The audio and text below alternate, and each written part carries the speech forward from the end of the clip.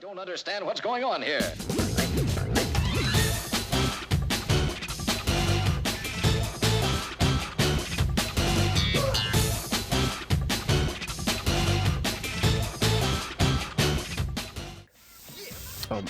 This area takes a while, sorry. Like, there's literally two giant ones side to side to create the biggest stretched out Versus logo you've ever seen.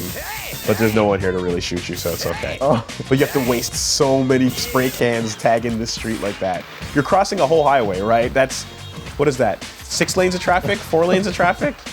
Minimum 4. There's some more tags. Yeah, good job. Alright. Yeah, this game, Now we got these little half pipe areas. trailblazing the path for other designers. Oh, really? Well, you know, I mean, but it was one of trailblazing- the first sandbox games, you know?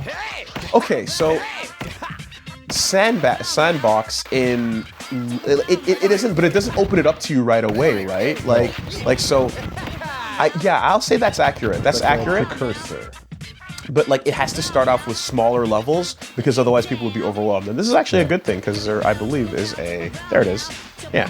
It's a good way to Good drop in there.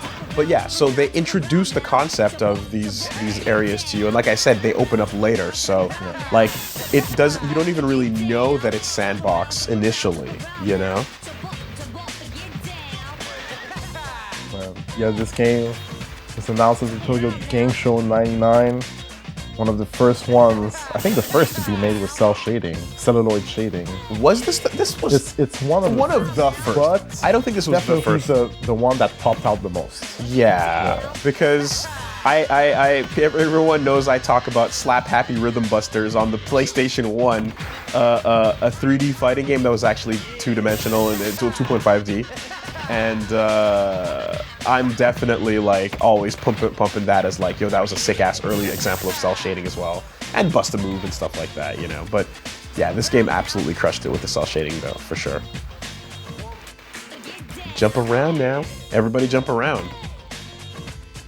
And they were really lucky actually because when they were trying to develop the game, they were trying to go for this anime feel, this drawing feel, and they were working so hard on trying to develop the cell shading technique that they have.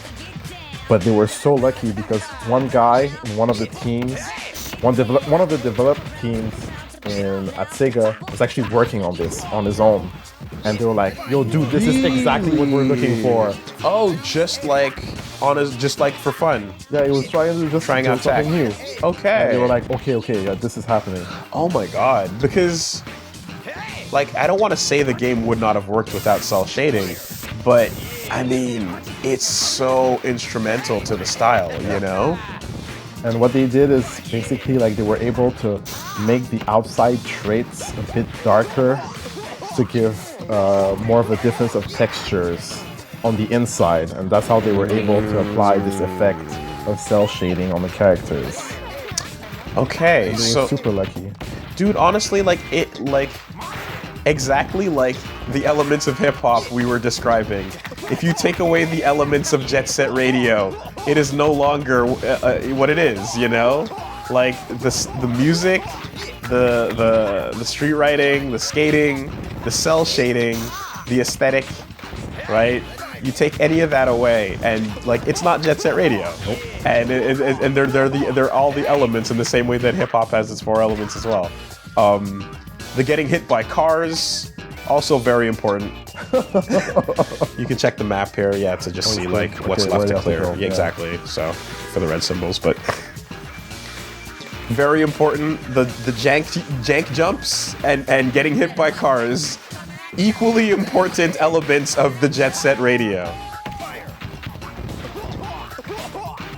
And the story of how the team was built to build this game is actually pretty crazy. Damn. Oh. Okay, nice tags.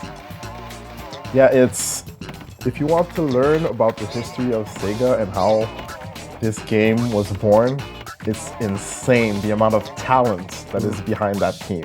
Okay. I mean, one would assume, just based on like how influential this has been. Yeah. Minus the jank jumps, but do tell. What's the deal? Okay, let me go While I back in get- time a bit. Let me just get to that final area, and you can handle that. Back in time to when? Well, long story short, Sega was like always doing games. Even like 60s, they had like mechanical machines with like cutouts and moving parts. 70s, 80s, they were making arcade games. And then, as a reference, in 85, the Sega Master came out. Well, the Mark III in Japan. And then in 88, the Mega Drive, the Genesis. And then 91, Sega CD, 94, Saturn. I mean, one would hope that those that are like paying attention to this LP are a little bit familiar with the Sega console history. You should know these. This is homework, Learn, but yes. And then there were multiple arcade divisions throughout the 80s and the 90s.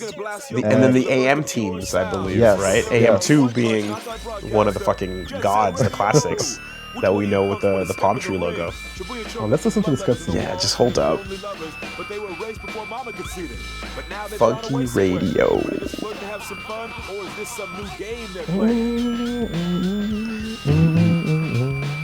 It's about. It's gone. All these tracks that you want to listen to. I know they come and they go so quickly. Like I'm like, as much as we can stop every time, we can interrupt what we're saying every time to talk about them. But it's like, fuck, dude, it's never gonna stop. You know, there's always gonna be good shit. Garam is really good. He's got like a nice balance of power and paint cans. But I like bringing my girl gum out, especially on the town at night. We gotta take care of the tanks. All right. Oh shit! Hold up! Here we go. This is Yellow Beam. Right. This reminds me of like the Chinatown music in Mad World for a little bit, actually. Like, sounds traditional Japanese, but then also gets funky with it. But okay, so you're saying all-star fucking Globetrotter team? Yo, it's actually insane. Like, it's unbelievable. So the AM teams, right? Okay. What happened is from 83 to 90, 1983 to 1990, okay, you had two arcade divisions, R&D 1 and 2, and a consumer development division.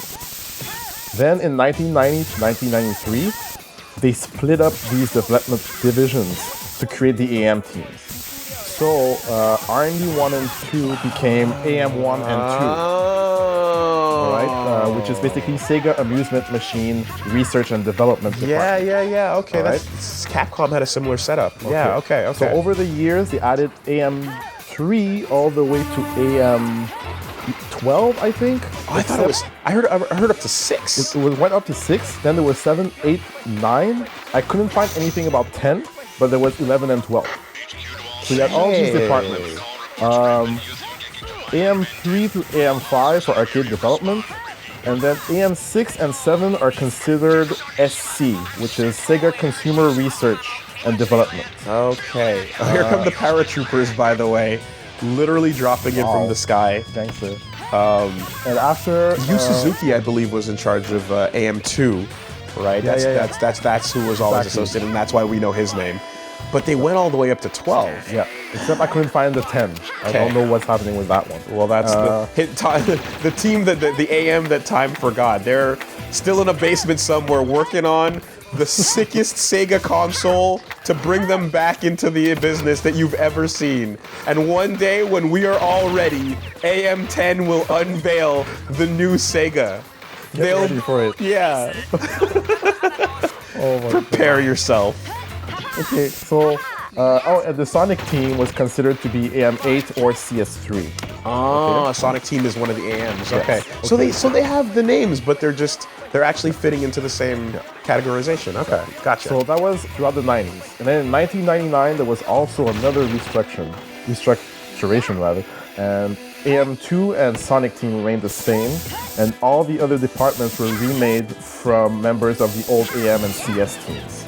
So that's where we get these studios like WoW Entertainment, Amusement Vision, Hitmaker, Hitmaker. And Smilebit, who produced this game right here, right? And Smilebit is basically AM6 or CS1, depending on how you want to call it. Okay, so Hitmaker is Virtual On, Okay, yeah. right? Those are the guys that fucking ran that section. And so this, you're saying, is basically bits and pieces of the multiple teams that came together to create, like, All these studios, yeah. Damn, okay. There was also Sega PC at All the the end of the 90s. valedictorians teaming up. And Sega PC was working on like stuff like Virtua Fighter, Virtua Cup, Daytona USA, and they merged with Smilebit in 2000. Okay. And there was another team, and this is the team that is the most amazing one. Team Andromeda was a part of CS1 or AM6, which became Smilebit, who got merged with it. Okay. And they worked on the Panzer Dragoon saga. Yeah. Panzer Dragoon, Zwei, and Saga, all these games. Orta, yeah. I think this is probably the most talented development team that ever existed. Dude. In my opinion. Dude. For, like, these guys are like Wilt Chamberlain, Marco Jordan, Magic Johnson, just all these guys. Scottie Pippen and the guys. original. Yeah, okay. So they were working on Panzer Dragoon to compete with FF7. Okay? And the only problem was they delayed the release of Saga because they didn't want to upset the sales of Grandia that was on the same console. So the Panzer Dragoon got pushed, and that really hurt the sales because it wasn't very popular. Sega didn't do a lot of marketing for it, but it was like one of the best games ever. It's like one of the top titles on Sega Saturn, okay? So very few copies sold in NA and EU in Europe. I think there were like 20,000 copies printed for North America at the beginning. That being said, after they were done with that project, Sega was like, you guys can do a game, you can do anything you want. And here come the tanks, by the way. What? Just in case you were What is this? Just in case you were paying attention. The tank, the full-on fuck you war tanks are out. So there is now no limit to what we're willing to do. We will necessary measures. We will destroy our city to stop your graffiti. Your styles are too sick, right? Your big dick energy needs to be contained. We need it flaccid. We're sending in the tanks. Just saying. Just Oh my God. as background, as you let us know. So yes, you were saying. So this guy, okay, the game director on Jet Set Radio, Masayoshi Kikuchi, he was asked, can you make a game for us? And he was like, I want to make something cool that deals with pop culture, okay? Something that's not like our previous game. So he went completely the other way from dragons and everything, and he gave us this urban masterpiece, which is Jet Set Radio. Oh God, these questions. Easy, just burn your house down. Benton Show is ablaze with the GG's graffiti. Anyway, I'm insane. Moving on. After their territory was attacked, them noise tanks ran amok. Their circuits must be fried or something. Maybe they'll be eating dinner for breakfast. I heard a rumor they got. Oh, Professor K, he has the cadence of cool guy jokes, but he's basically saying dad jokes. Like he's really just like uncle at the table humor, you know. But yes, you were saying that this game is a veritable fucking what? Like it's like the track 2 words with Mos Def, Kanye, Jay-Z, Talib, So, everybody, Common, Busta, everybody on the track. Was there. Everybody on the was track. there on the team before. So, Fighting for the microphone. So this game director, Masayoshi Kikuchi, he was like, let's make a new game, urban game. And he had like all the people to help him build this world, you know? And they thought about skateboarding. They wanted to make a team to make a game about skateboarding and free roaming in a city, but they couldn't find the right idea until he spoke with the other art director, who is Ryuta Ueda. And this guy Kikuchi, he's nicknamed Kikuchi Justice. He was a game director on Jet Set Radio, and he was a boss at Hold Enemy up 1 Specialist. second, Reggie. Back that shit, homie. Yo, you gotta cue those. You gotta tell. back. And you know how they got these guys stuck together afterwards? A lot of the team that were all these geniuses on Team Andromeda, Sega PC, they all worked on that and then moved on, for the most part, on the Yakuza series. Oh, fuck. And the Yakuza series. Oh, hold up. Jump ride. Yeah, there you go. Oh, yeah. There you go. So that's like one of the examples of like when you have surfaces close to each other like that, you can, jump, wall ride, spray, jump, wall ride, spray, you know, and kind of that's one of the more advanced things you have to do to get the sprays in that. But like it doesn't push it too much, but there's optional things that are like that, like later on especially. Yeah. Yeah, Masayoshi Kikuchi. Okay. This guy, he talked with Mr. Yuta Ueda, and Ueda was also on the Panzer Dragoon team on Zwei Saga, and he was the game director on Yakuza 1 and 2. So this guy came up and he was like, okay, we can do something like more streetwise, more hip-hop-ish, you know. Let's see what we can do. So he goes around and they wanted to have a lot of street culture influences, you know, big noise music, turntables, hip-hop, revival and stuff. And they were really, really sad when the American version came out because they wiped out all the Japanese hip-hop influences. On the soundtrack? On the soundtrack and even on the just the level. Oh, here we go.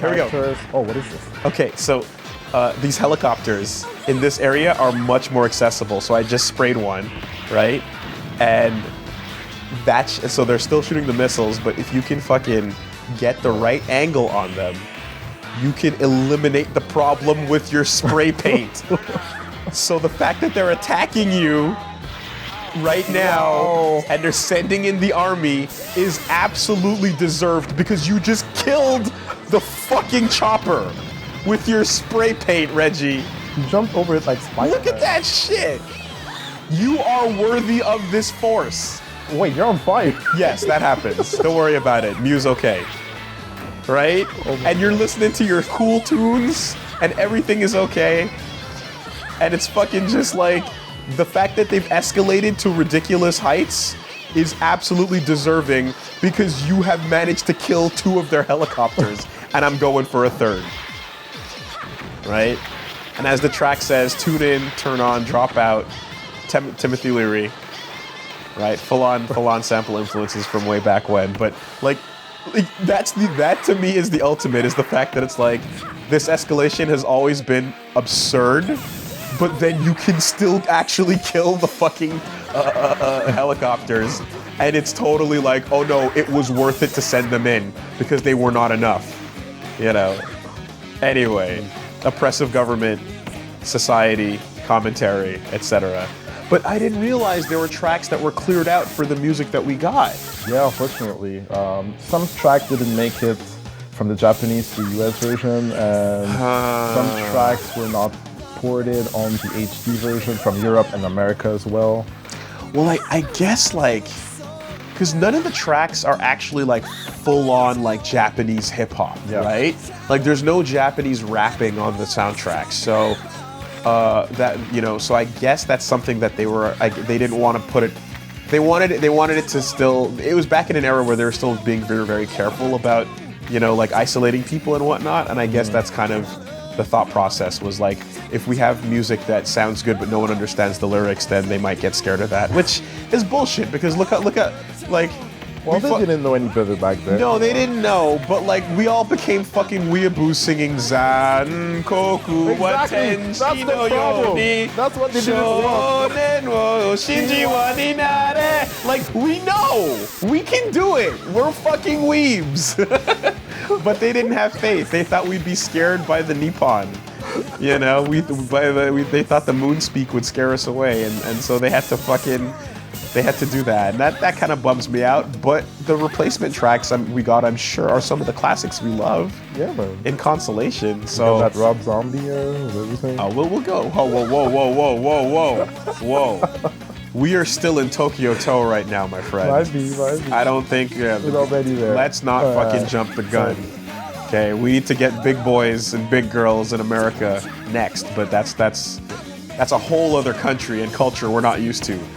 All right. Okay, my bad. These kids are just trying to have fun time and sing. Ba-da-ba-ba-da, do up, listen to the music. Like, we don't know nothing about No America yet. We know nothing about coin. Yeah, so, back to the Youth Highway, the artistic director.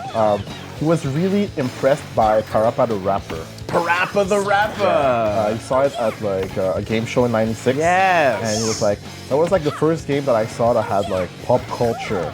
And I wanted to make a game like that. Right. So Kick Punch, it's all in the mind. when Masayoshi came to him, he was like, yeah, let's do this. Let's go with like the street stuff. And they were really influenced by anti-establishment. I got, like, I got 2 jets in a row. I'm doing. yo, you're killing it actually. I got jet. Come on.